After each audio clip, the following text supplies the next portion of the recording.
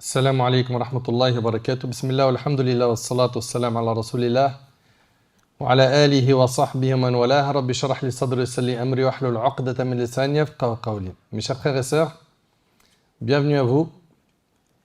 On implore Allah Tabarak wa Ta'ala de bénir ces quelques moments qu'on va passer ensemble. J'implore Allah Tabarak wa Ta'ala de récompenser les responsables de la mosquée Al-Fath, les frères de Darifton, Humanapil également, qui chacun d'entre eux ont mis leur pierre à l'édifice, qu'Allah Tabarak wa Ta'ala les récompense grandement pour cette organisation, cette invitation. Qu'Allah Subhanahu wa Ta'ala vous récompense également d'avoir fait ce déplacement. Vous êtes nombreux, vous êtes venus pour écouter les paroles d'Allah, celles du prophète alayhi salatu wassalam. J'implore Allah Tabarak wa Ta'ala que ce rappel nous soit profitable. Mes chers frères, mes chères sœurs, avec l'aide d'Allah Tabarak wa Ta'ala, on va aborder un sujet qui est assez spécial. C'est celui de la prière qui ne t'écarte pas des péchés et de la turpitude. Le thème est « On prie, mais ». On est très nombreux aujourd'hui à faire la prière par la grâce d'Allah Tabarak wa Ta'ala. Mais cette prière, est-ce qu'elle t'empêche de faire le haram ? Tout en sachant qu'Allah Tabarak wa Ta'ala dit « Inna salata tanha anil fahsha'i wal munkar ». Ce point-là, j'aimerais qu'il soit bien mémorisé. Allah Tabarak wa Ta'ala dit « La prière préserve de la turpitude et du blâmable ». C'est-à-dire que normalement, par cette prière que tu accomplis, tu es censé t'écarter du haram. Maintenant, on se pose la question. On fait la prière. Est-ce que ça a amélioré notre relation avec Allah subhanahu wa ta'ala, le fait de prier? Est-ce qu'on a réussi par le biais de cette prière à nous écarter des péchés, à souder les obligations, à avoir un meilleur comportement? Ou est-ce qu'on prie, mais on est les mêmes, il n'y a rien qui change? Très rapidement, on va faire un petit constat qui fait un peu mal au cœur. Parfois, j'ai bien dit parfois pour ne pas généraliser, tu rentres à la mosquée, on fait la prière en groupe, puis après, un de nos frères, il sort de la mosquée, il allume une cigarette. Il est à la mosquée, dans la maison d'Allah. Allah Ta'ala dit « Inna salata tanha anil fahsha'i wal munkar ». La prière, elle préserve des turpitudes et du blâmable. Normalement, ce n'est pas le réflexe qu'il doit avoir quand il sort, n'est-ce pas? Il va sortir de la mosquée, aller au travail, et au travail, vulgarité, malhonnêteté, il fait mal son job, etc. Mais tu viens de faire la prière. Tu viens de faire la prière. Ou bien certains de nos frères ou certaines de nos sœurs qui vont faire la salat, puis ils vont sortir avec des tenues vestimentaires qui sont interdites en islam. Mais tu viens de prier. Et Allah subhanahu wa ta'ala, il a dit, la prière préserve de la turpitude et du blâmable. Et là, en fait, on s'aperçoit qu'il y a un problème. C'est compris, mais la prière ne porte pas ses fruits. On prie, mais pas grand-chose change. Je suis le même. Allah Tabarak wa Ta'ala, il nous dit dans le Coran « Wa aqimus salah » et accomplissez la prière. Dans un autre verset « Wa aqamus salah » ils ont accompli la salat. « Wa yuqimuna salat » c'est toujours dans Surat Al-Baqarah. Et ils accomplissent la salat. « Wal muqimina salat » et quant à ceux qui accomplissent la salat, Allah subhanahu wa ta'ala, il ne dit pas ceux qui font la salat, il dit ceux qui accomplissent la salat. Et en fait, c'est ça qui nous manque. C'est que nous, on prie, mais on n'a pas accompli la prière. Et on va voir ensemble, bi'idhnillah, à travers ces constats et ces conseils, comment accomplir la prière. Parce que si tu accomplis la prière, elle va te préserver de la turpitude et du blâmable. Mais hélas, ce qui nous manque, c'est d'accomplir la prière, pas la faire. Je le dis, je le répète, il y a une différence entre iqamatu salat et ada'u salat. Le fait de faire la prière et le fait de l'accomplir. Celui qui accomplit la salat, c'est quelqu'un qui va se diriger vers la salat avec son cœur et son âme. Il y a un aimant qui l'attire vers la salat. Pour lui ou pour elle, la prière est un délice. C'est un moment d'humilité. C'est un moment où on exprime notre servitude envers Allah. C'est un moment où on montre à Allah tabaraka wa ta'ala qu'il est le riche et nous sommes les pauvres. C'est un moment où on montre à Allah tabaraka wa ta'ala qu'on veut ce qui est auprès de lui, le paradis al-Jannah. Je le dis et je le répète, ce qui nous manque aujourd'hui, c'est d'accomplir la prière. La personne va rentrer en prière et elle pense à tout sauf la prière. Est-ce que vous trouvez que ça c'est normal? Ça s'appelle accomplir la prière, ça? Il rentre en salat, Allahu Akbar, il est censé avoir tout jeté derrière son dos. Il est en dialogue privé avec Allah. Le prophète alayhi salatu wassalam, a dit que le moment où le serviteur est le plus proche de son Seigneur, c'est quand il est prosterné. La prière, c'est un dialogue privé avec Allah. La prière, notre bien-aimé Mohammed alayhi salatu wassalam, il disait à Bilal, apaise-nous par la prière au Bilal. Le prophète alayhi salatu wassalam, il a vu le prophète Moussa dans sa tombe en train de prier. Et Cheikh l'Islam Ibn Taymiyyah, rahmallah, il dit que la prière des prophètes dans leur tombe n'est pas faite par obligation, mais par pur plaisir. Tellement les prophètes ont pris goût à la prière, même dans leur tombe, ils font la prière alors qu'elle n'est plus obligatoire.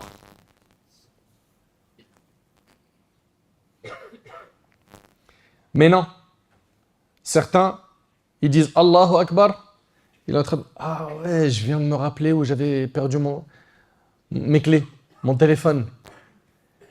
Tout ce qu'il a oublié, il va s'en rappeler pendant salat. Ah, j'ai pas envoyé un SMS à un tel. Et là maintenant, sa seule envie, c'est quand est-ce que je vais finir vite cette prière pour envoyer mon SMS. Ça s'appelle accomplir la prière, ça? Quand tu es en prière et que tu es en train de penser à de l'argent, à tes amis, à manger, à un repas, à un rendez-vous, à des amis, à un match de foot, à ta console, aux jeux, aux sorties, aux loisirs, aux vêtements, tu es en train d'accomplir la prière là? As-tu oublié que le prophète, alayhi salatu wassalam, dans le hadith rapporté par Abu Daoud, il a dit l'homme peut prier et en fin de compte, seulement 1/10, 1/9, 1/8, 1/7, 1/6, 1/5, 1/4, 1/3 ou encore la moitié de sa prière sera acceptée. En fait, Allah tabaraka wa ta'ala, il va accepter de ta prière les moments où tu étais concentré. Venez maintenant, on fait un bilan avec nos prières, on les scanne. Tu es concentré à combien de pourcents dans ta salat? 70%? Tabarakallah. 80%? 100%? Ou bien 10%? Ou bien 5%? Ou bien tu n'es tellement pas concentré que tu ne sais même pas ce que tu as récité. Tu as prié en groupe, tu ne sais même pas ce que l'imam il a récité. Pourtant, tu connaissais la sourate par cœur. Tu n'es même pas capable après la salat de dire l'imam il a récité ça. Est-ce que vous trouvez ça normal? Il fait salat, il s'embrouille. Je ne sais pas si j'ai fait 3 unités de prière ou 4. J'en ai fait 3 ou 4 de rak'at. Pourquoi? Parce que tu n'as pas accompli salat. Tu n'es pas venu avec ton cœur faire salat. Tu es venu avec ton corps faire des gestes mécaniques. La personne qui aborde la prière avec son cœur, c'est une personne qui est bien connectée. C'est une personne qui va reposer son cœur pendant la salat. C'est une personne qui va savourer ce moment. Mais hélas, beaucoup d'entre nous, malheureusement, agissent comme Allah tabaraka wa ta'ala a mentionné dans le Coran, comme les hypocrites. Allah Azza wa Jalla dit wa idha qamu ila salat qamu kusala. Lorsqu'ils se lèvent pour accomplir la prière, ils se lèvent avec paresse. Ah, vas-y, il reste combien de temps là? 5 minutes pour le Maghrib. Vas-y, je vais me lever. Et le prophète me dit tilka salatul munafiq. Voilà la prière de l'hypocrite. Qui reste jusqu'à avant le Maghrib. Puis après, il se lève, le prophète me dit il picore la prière. Et réellement, c'est vraiment subhanallah, le terme adéquat. Il la picore. Il n'évoque Allah que très peu dans cette salat. Combien sont ceux et celles qui, lorsqu'ils rentrent en prière, on dirait des oiseaux en cage? Ils veulent qu'une seule chose, c'est être libérés de la cage. Est-ce le comportement de quelqu'un qui aime son Seigneur, qui est reconnaissant des nombreux bienfaits qu'Allah tabaraka wa ta'ala lui a donnés? Ça prend combien de temps la salat? Vas-y, tes 5 prières, ils prennent combien de temps? 1 heure dans ta journée? Sur les 24. Là, je dis 1 heure pour Ceux qui vont réciter Allah Ibarak, hein, ils vont faire preuve de piété, d'effort. Parce que certains, c'est quoi? Sa prière, elle dure 2 minutes. 5 minutes. 5 fois 5. Allez, une demi-heure par jour. Tu trouves que 30 minutes pour ton Seigneur, c'est trop? Sur tes 24 heures? Lui qui te donne la santé? Qui peut la reprendre? Lui qui te préserve de beaucoup de maux, de beaucoup d'épreuves?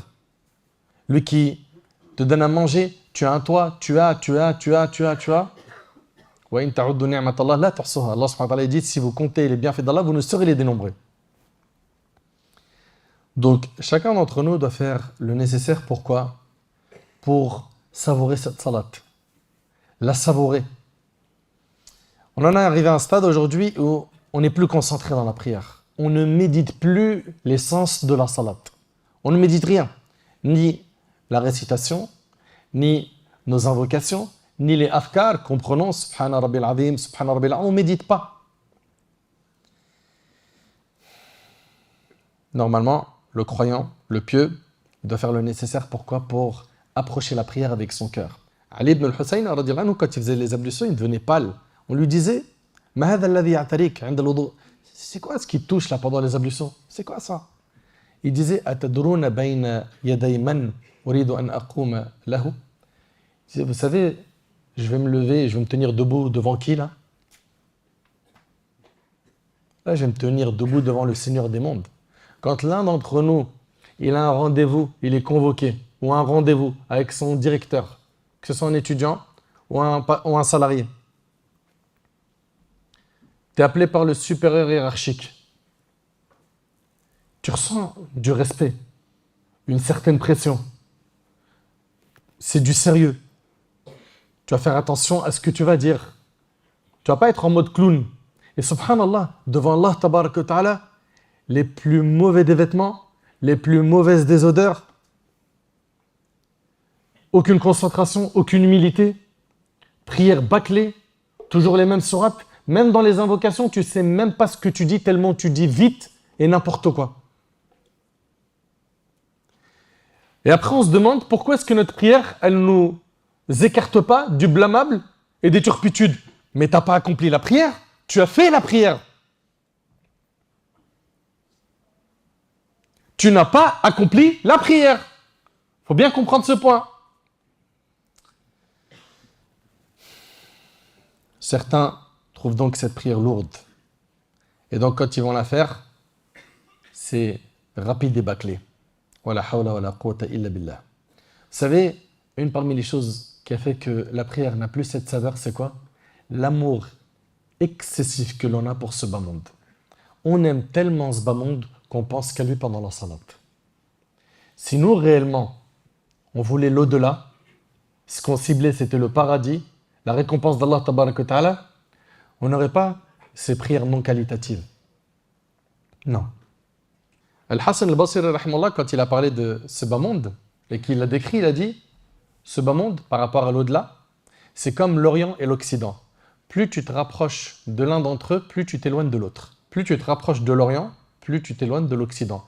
Plus tu vas te rapprocher de ce bas monde, plus tu vas t'éloigner de l'au-delà. Plus tu vas te rapprocher de l'au-delà, plus automatiquement tu vas t'écarter, t'éloigner de ce bas monde.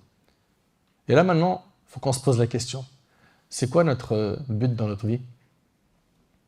On court derrière quoi? Quel est notre objectif? Faire des sous, de l'argent? Acheter, être proprio et après? Est-ce que tu penses que si tu es proprio, ça y est, c'est terminé? Tu vas t'arrêter là? Non. Le fils d'Adam, il est gourmand. Il en veut toujours plus. Il ne se rassasie jamais concernant quoi? Les plaisirs de ce bas monde. Il a acheté un terrain au bled, difficilement, il en veut un deuxième. Il a eu le deuxième, il faut construire maintenant. Il a acheté un appart, il veut le deuxième, un plus grand. Il a acheté une voiture, elle est démodée maintenant. Il faut que j'achète une plus récente. Ouais, et c'est comme ça, l'humain il est comme ça. Allah Ta'ala a dit vous aimez l'argent, hein, les biens, d'un amour sans limite. Et le prophète a dit, si le fils d'Adam il avait une vallée d'or, il en souhaiterait une deuxième. On veut toujours plus. Mais pourquoi on n'est pas comme ça concernant le paradis, c'est éternel? Ici, tu vas rester combien de temps? Ta maison que tu as achetée, là, qui a besoin d'entretien, tu as payé des charges, et voilà, il faut la surveiller, il faut ceci, il faut cela. Tôt ou tard, tu vas laisser ça aux héritiers. Tu vas partir. Tu vas en profiter qu'un laps de temps très court. Mais de l'autre côté, au paradis, qu'est-ce que tu as construit? Pourquoi on n'a pas misé sur les palais du paradis, les plantations du paradis, les constructions au paradis? Et bien évidemment, l'un n'empêche pas l'autre. Un musulman, il a le droit d'avoir une maison qui soit belle, spacieuse. Le prophète sallam, il a même dit 4 choses font partie du bonheur. Parmi elles, la maison spacieuse. Il n'y a pas de problème. Tant que tu l'as acquis de manière halal. L'objectif ultime du musulman, c'est pas ce bas monde, c'est l'au-delà. Et ce qui nous a fait défaut, c'est on aime tellement ce bas monde, on rentre en salat, on pense à des factures, on pense à des jeux, on pense au resto, on pense à nos potes, on pense à des achats, on pense à des soucis, on pense... Mais t'es avec Allah! Concentre-toi! C'est là où tu dois gratter des récompenses. Et c'est là où tu vas te recharger pour affronter les difficultés de la vie. Et c'est là où Allah tabaraka wa ta'ala, il va te faciliter tes épreuves. Il va te faciliter de réaliser tes projets. Il va t'accorder ses bénédictions, sa protection. C'est dans la prière. Tout ce dont tu as besoin, c'est dans la salat. La salat, c'est une adoration grandiose. Dans la prière, il y a quoi? Il y a le dua. Tu fais des invocations. Il y a qira'atul Qur'an.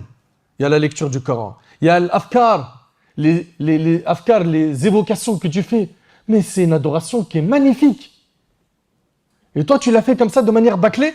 Et après, tu me dis, franchement, j'ai fait la prière, j'arrive pas à m'arrêter pour ce qui est des péchés. Tout le monde me dit, prie et la prière va t'aider à arrêter les péchés. C'est pas mon cas. Parce que tu n'as pas encore accompli la salat. Et quand tu vas accomplir la salat, il va falloir que tu fasses preuve de persévérance, que tu lâches pas l'affaire. Et tout comme le malade, il a besoin de prendre le médicament plusieurs fois, toi qui es malade spirituellement, qui as le cœur malade, il faut que cette prière, tu la fasses et tu la refasses et tu continues, tu ne l'arrêtes jamais jusqu'à ce qu'Allah tabaraka wa ta'ala guérit ton cœur, soigne ton cœur.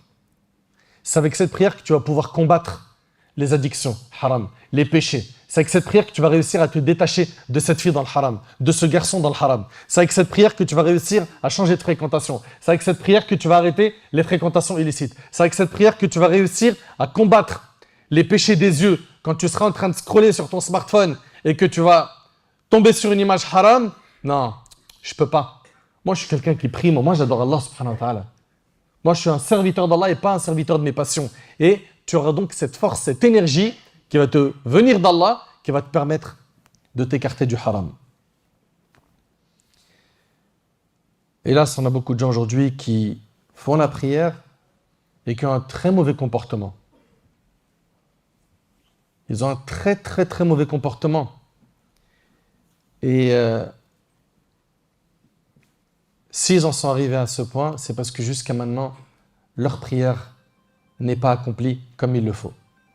Allah tabarak wa ta'ala nous dit Inna salata tanha anil fahsha'i wal munkar. Retenez s'il vous plaît. La prière préserve de la turpitude et du blâmable. À chaque fois que je parle avec des jeunes qui ont du mal avec les pratiques religieuses, ils sont dans la drogue, dans la délinquance, etc. Ils me disent, j'ai envie de commencer. Je dis, commence par la salat. Apprends qui est Allah, apprends la religion. Parce que plus tu vas apprendre à connaître Allah tabarak wa ta'ala, plus ton cœur il va s'adoucir, plus tu auras une facilité de t'écarter des péchés, tu feras preuve de pudeur devant Allah tabarak wa ta'ala, tu ne lui désobéiras pas. Et donc, commence par le fait d'apprendre et la salat, connecte-toi à la salat. Il dit, mais je ne peux pas prier avec ce que je fais comme péché. Si je prie et je fais ces péchés, c'est-à-dire que je suis hypocrite. Bien évidemment, on ne lui dit pas, prie et c'est pas grave les péchés. Non, prie et combat les péchés que tu fais avec cette salat. Utilise cette prière comme une arme contre tes péchés. Et avec les efforts, ça va payer. Avec les efforts, ça va payer. Toute personne qui veut que sa prière soit qualitative, doit écouter ces versets attentivement. Alladhina hum fi salatihim khashi'un. Allah tabaraka ta'ala, il fait l'éloge des croyants dans la sourate 23, sourate al-Mu'minun, et il dit ceux qui prient avec recueillement. Apaise ton cœur et concentre-le vers ton Seigneur dans la salat. Parfois, il arrive que notre petit frère ou notre petite sœur, ils sont devant la télé, lui il regarde un match, elle regarde un film par exemple, puis il y a l'heure de la salat. Et à l'intérieur, il y a un combat, à l'intérieur de sa tête. Est-ce que je prie ou le match? Et d'un coup, il y a une pub. Délivrance. Allez, je me lève vite, je prie. La prière à ce moment-là, c'est une prière qualitative ou c'est du bâclé rapide? Et puis il va penser à quoi dans la salat? Lui qui était absorbé par la première mi-temps. Ok? Ou elle était absorbée par telle série ou tel film, etc. Il faut se conditionner avant de rentrer en salat. Ou bien des fois ils sont en train de rigoler, ils blaguent. Après il dit, ah, vas-y, c'est bon, stop, un peu sérieux, alignez-vous. Allahu Akbar. Ils viennent de rigoler pendant 2-3 minutes. Et immédiatement après, mais marque un temps, essaye de te conditionner pour cette salat. Prépare-toi. Pourquoi? Pour avoir de la concentration. Ok? Allah tabaraka ta'ala dit وَالَّذِينَ هُمْ عَلَى صَلَوَاتِهِمْ يُحَافِظُونَ. Oui, tu veux être de ceux qui accomplissent la prière, il faut que tu la valorises. Tu veux valoriser la prière, le temps de la prière il entre, fais-la rapidement. Le fait de la faire rapidement, parce que tu aimes Allah, pas j'ai envie de m'en débarrasser. Le fait de faire cette prière rapidement, pour t'en débarrasser, c'est pas le comportement du croyant. Non. Mais le fait de te hâter pour la faire vite, parce que tu sais que là, il y a un rendez-vous fixé avec Allah tabaraka wa ta'ala, hein, c'est le moment de la salat, oui. Ça, c'est un signe que ton cœur se porte bien, et surtout, c'est de cette manière-là qu'on accomplit la salat. Parce que la retarder, et la faire à la dernière minute, tu as fait la salat, tu ne l'as pas accomplie. Tu ne lui accordes pas de valeur. Si tu l'accordes de la valeur, si tu accordes vraiment de la valeur à la salat, tu la fais rapidement. Et je vais aller plus loin. Tu vas même faire les calculs de tes sorties en fonction de salat. Et écoutez-moi bien, s'il vous plaît, barakallahu fikoum. Parce que je vois, il y a plein de petits frères, voilà, des jeunes qui peut-être vont se retrouver à une petite sortie entre amis. On va faire un five, on va jouer au foot. Pas de problème, hein, tant que vous respectez les règles du dîn. Il n'y a pas d'insultes et tout. Parce que généralement, quand tu vois nos frères au foot, tu dis, c'est lui qui prie avec nous dans la mosquée? Oh, sa langue. Oh, ah, c'est une mitraillette, comment il dit des gros mots. Quand tu mets-leur un ballon, tu vois le vrai visage des frères. Et subhanallah, tu vas aller jouer au foot, ou tu vas faire une sortie pour manger un morceau, etc. Faites tous vos calculs en fonction de la salat. Tous vos calculs, vous les faites en fonction de la salat. Allah tabaraka ta'ala, il va bénir votre vie. Et il va vous faciliter de faire la prière, peu importe la situation dans laquelle vous vous trouvez. Parce que certains vont dire quoi? Ouais, mais non, mais mon frère Nader, on était dans un endroit, c'était impossible.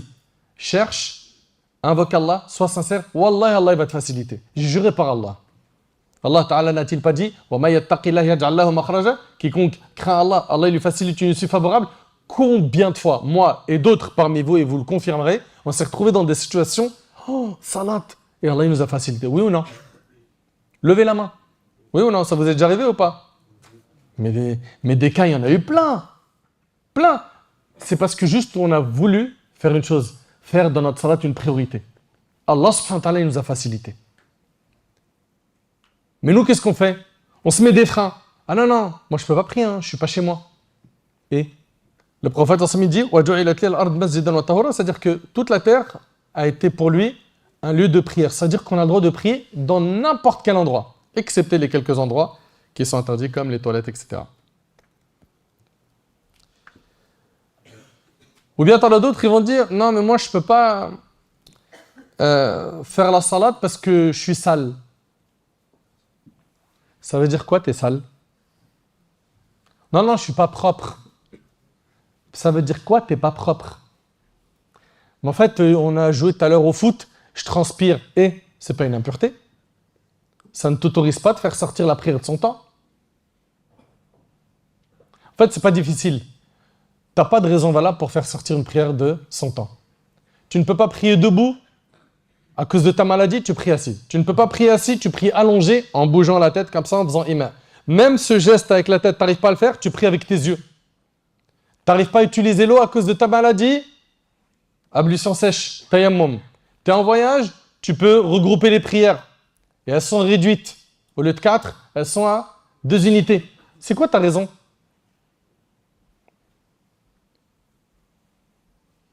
Subhanallah, même en temps de guerre à l'époque du prophète, il faisait salat. Vous imaginez? Dans la bataille de Uhud, le prophète il est blessé et les compagnons ils vont l'aider, ils vont le porter et il va faire salat. C'est quoi nos raisons valables pour ne pas faire la prière? Donc si toi, tu es de ceux qui honorent la salat, si tu accordes de l'importance à la salat, fais-la rapidement. Rapidement, c'est-à-dire quoi? Au début de son temps. Est-ce que c'est obligatoire? Non, c'est recommandé. Dhuhr, il est rentré, il est recommandé de le prier au début de son temps. Mais il est autorisé de le prier de son début jusqu'à sa fin. D'accord? Tant que le Dhuhr, je ne l'ai pas fait sortir de son temps. Je fais sortir une prière de son temps, j'ai un grand péché. Il y a un fleuve en enfer qui est dédié à ces gens-là, qui font sortir une prière de son temps. Allahu Akbar. C'est terrible. Valorisons la prière.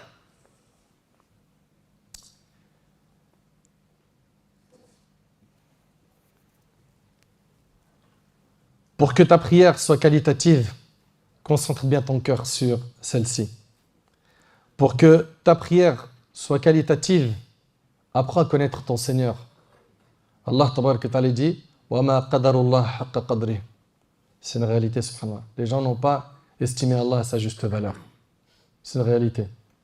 Un patron, une star, n'importe qui vont le voir. Oh, j'ai envie de passer du temps avec lui. Et Allah, tu ne veux pas passer du temps avec lui en salat. Wallah, c'est triste. Si tu rencontres une de ces stars que tu suis sur le net, ce qu'ils font les gens généralement, c'est qu'ils veulent partager du temps avec cette personne qu'ils aiment. Et ils ne vont pas compter le temps. Ils vont rester 1 heure, 2 heures. Ah, j'ai pas vu le temps passer tellement c'était mielleux délicieux. Subhanallah, tu rentres en salat et tu es pressé de sortir. Il y avait des pieux prédécesseurs qui disaient la seule chose qui me consolait après avoir fait la prière, c'était l'idée qu'il y en avait une autre qui allait arriver. Subhanallah.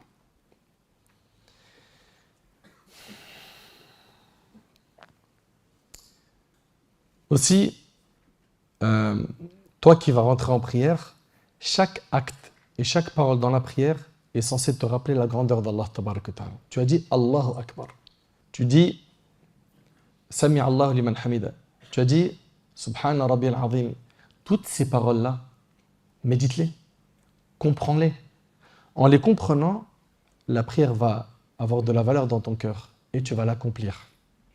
Et tu vas l'accomplir. Pour synthétiser ce que je vous ai dit jusqu'à maintenant, ce que j'aimerais, Inch'Allah, qu'on ressorte avec quelque chose, que ce ne soit pas des contenus très longs à écouter. Pour synthétiser, toi qui veux accomplir la salat et pas la faire, aime-la, aime cette salat, donne-toi les moyens de l'aimer. Fais-en un objectif. Mon objectif, c'est que j'aime la salat. Ok? Je vais apprendre à connaître la valeur de la salat, ok? En lisant un peu plus à son sujet. Je vais faire le nécessaire pour me rapprocher plus d'Allah tabaraka ta'ala dans mes invocations afin qu'il m'aide. Je vais invoquer Allah tabaraka ta'ala pour qu'il m'aide dans cette tâche. Je vais connaître plus Allah parce que plus je vais le connaître, plus dans mon cœur, je vais avoir cette envie de faire la salat. Je vais fréquenter des gens qui aiment la salat et qui la valorisent pour qu'on s'entraide.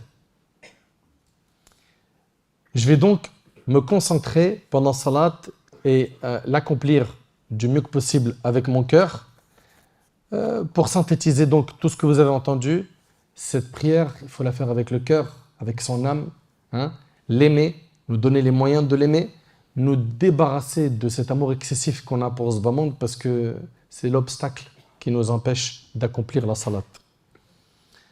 Également, combattre les shahwat, les passions, les mauvais comportements, vénérer Allah tabaraka wa ta'ala comme il se doit.